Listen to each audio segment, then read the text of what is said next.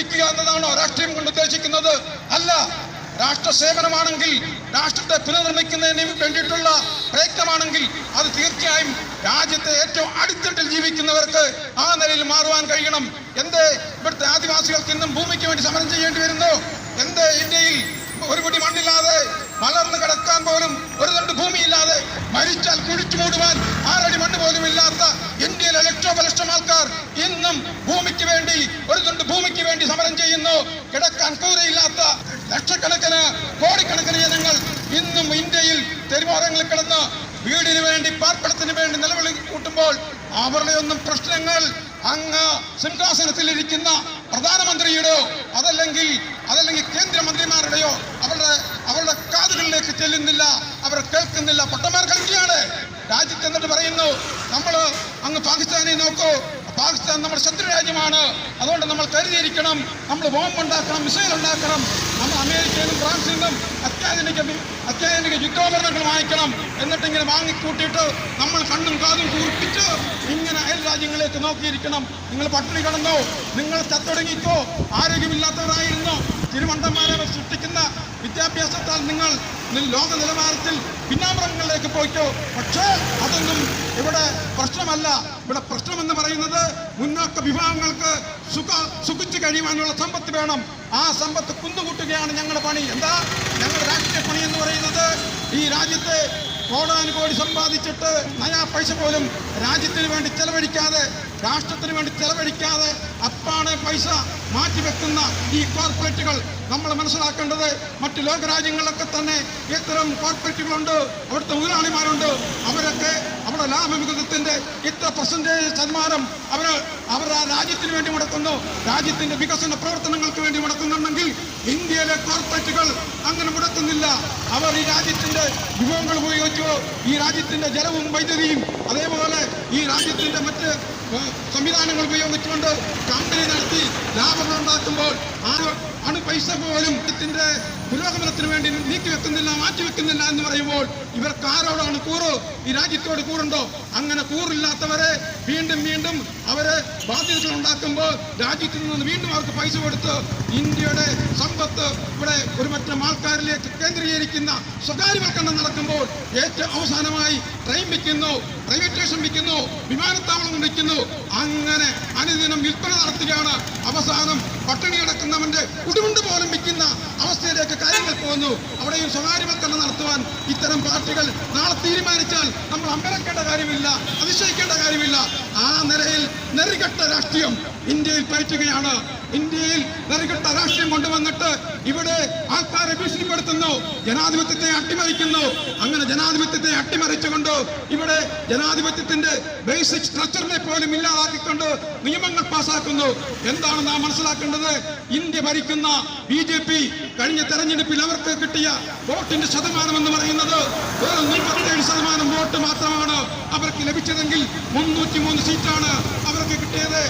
ആകെ 543 സീറ്റിൽ 303 സീറ്റും വെറും 37% വോട്ട് നേടിയവർക്ക് കിട്ടി. കോൺഗ്രസിന് 19%, അതായത് BJP പിടിച്ചതിന്റെ പകുതി ശതമാനം വോട്ട് നേടിയ കോൺഗ്രസിന് വെറും 52 സീറ്റാണ് കിട്ടിയത്. അതേപോലെ നാം മനസ്സിലാക്കേണ്ടത് BSPക്ക് ലഭിച്ചത് 3% വോട്ടാണ്. ആകെ നടന്ന പോളിംഗിന്റെ 3% വോട്ട് നേടിയ BSPക്ക് ലഭിച്ചത് 10 സീറ്റുകളാണ്, 10 MP-മാരാണ്.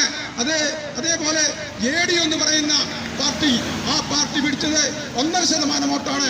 1.5%കാരന് 16 MP-യും 3% പിടിച്ചവന് 10 MP എന്നുള്ള നിലയിലാണ് ഇന്ത്യയിലെ തെരഞ്ഞെടുപ്പും ആ തെരഞ്ഞെടുപ്പ് സിസ്റ്റവും അതമ്പതിച്ചിരിക്കുന്നത്.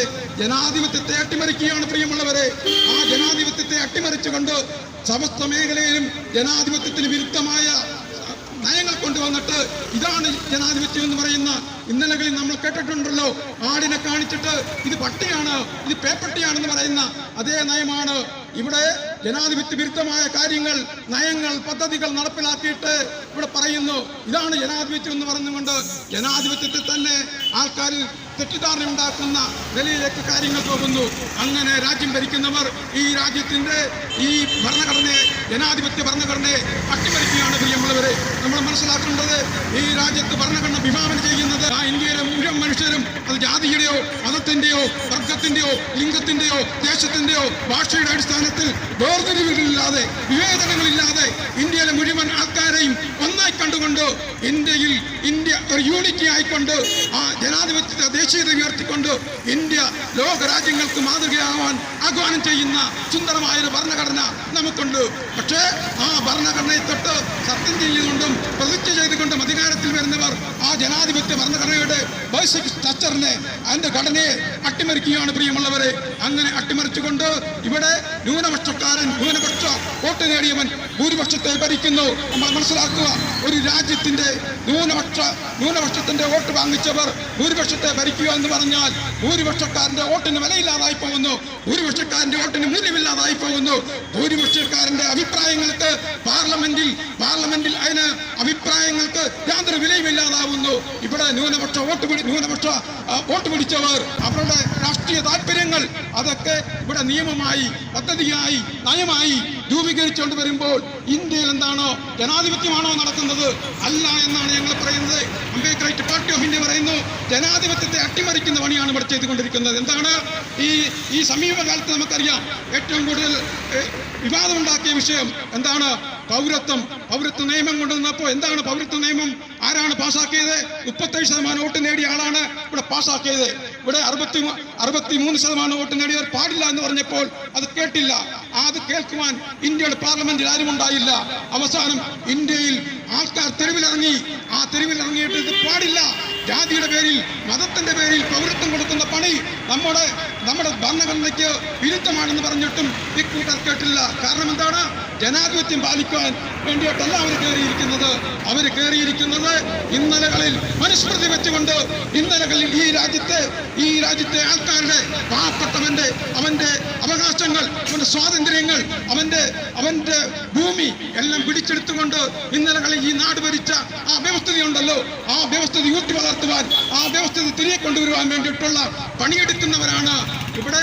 അങ്ങനെ ഭരണസിരാ കേന്ദ്രത്തിലേക്ക് കടന്നു വരുവാനുള്ള ഒരു കുറുക്കുവഴി മാത്രമാണ് ഈ തെരഞ്ഞെടുപ്പും ആ തെരഞ്ഞെടുപ്പിൽ കൂടിയുള്ള ആ മന്ത്രിസഭയും ആ മന്ത്രിമാരായി വരുന്നതുമൊക്കെ ഒരു കുറുക്കുവഴി മാത്രമാണ്. ഇവിടെ ഭൂരിപക്ഷം ആൾക്കാരെ കബളിപ്പിക്കുന്നു. എന്തുകൊണ്ട്? ബീഹാറിൽ നിന്നും BJPക്ക് ഭൂരിപക്ഷം കിട്ടിയെന്ന് ചോദിച്ചാൽ ഇന്ത്യയിലെ മഹാഭൂരിപക്ഷം, ബീഹാറിലടക്കം ഇന്ത്യയിലെ മഹാഭൂരിപക്ഷം വരുന്ന ജനങ്ങൾ ഇന്നും രാഷ്ട്രീയമായി ബോധമുള്ളവരല്ല, രാഷ്ട്രീയ വിദ്യാഭ്യാസം ഇല്ലാത്തവരാണ്. അതുകൊണ്ടാണ് BJPക്ക് അവിടെ മുന്നേറാൻ കഴിയുന്നത്. മാത്രമല്ല ഈ നമ്മുടെ ഇലക്ഷൻ സിസ്റ്റത്തിലുള്ള ജനാധിപത്യ വിരുദ്ധമായ കാര്യങ്ങളാണ് അവിടെ ആ നിലയിൽ BJPയെ അധികാരത്തിലേക്ക് കൊണ്ടുവരുന്നത്. കോൺഗ്രസും ഇത് തന്നെയാണ് പറയുന്നത്, ഇത് മാറ്റമോ പറയുന്നില്ല. നമ്മൾ മനസ്സിലാക്കേണ്ട പ്രിയമുള്ളവരെ, ഈ രാജ്യത്തെ തെരഞ്ഞെടുപ്പ് സിസ്റ്റം തന്നെ മാറേണ്ടതുണ്ട്. അതാണ് അംബേദ്കർ പാർട്ടി ഓഫ് ഇന്ത്യ പറയുന്നത്. ആ തെരഞ്ഞെടുപ്പ് സിസ്റ്റത്തിൽ ജനാധിപത്യത്തെ ധ്വംസിക്കുന്ന ഒരുപാട് നിയമങ്ങളുണ്ട്. അതിൽ ഏറ്റവും പ്രധാനപ്പെട്ട ഒരു നിയമമാണ് വിപ്പ്. നമുക്കറിയാം, വിപ്പ് ലംഘിച്ചാൽ അയോഗ്യനാക്കപ്പെടും ഒരു അംഗം. ആ അയോഗ്യനാക്കപ്പെടുന്ന അംഗങ്ങൾക്ക് പിന്നെ അംഗത്വം ലഭിക്കുകയില്ല. ഞാനും നിങ്ങൾ മടങ്ങുന്നവർ ഒരു ജനപ്രതിനിധിയെ വോട്ട് നൽകി തെരഞ്ഞെടുത്ത് പാർലമെന്റിലേക്കും എത്തുമ്പോൾ പാർട്ടിയുടെ അഭിപ്രായം പറയേണ്ട രീതിയിലേക്ക് മാറുന്നു എന്നുള്ളതാണ് യാഥാർത്ഥ്യം. ആദിവാസി ആയിക്കോട്ടെ, പിന്നോക്ക മതന്യൂനപക്ഷങ്ങളായിക്കോട്ടെ, അതല്ലെങ്കിൽ സ്ത്രീകളായിക്കോട്ടെ, അവരുടെ ഇടയിൽ നിന്ന് ജയിച്ച് പാർലമെന്റിലേക്ക് പോയാൽ അവർക്ക് വേണ്ടി ശബ്ദിക്കുവാൻ കഴിയാത്ത അവസ്ഥയാണ് ഇപ്പം ഇന്ത്യയിലുള്ളത്. ആ നേരെ ജനാധിപത്യത്തെ ധ്വംസിക്കുന്ന ഇലക്ഷൻ സിസ്റ്റം ഇന്ത്യയിൽ നിലനിൽക്കുന്നു. അത് മാറേണ്ടതുണ്ട്.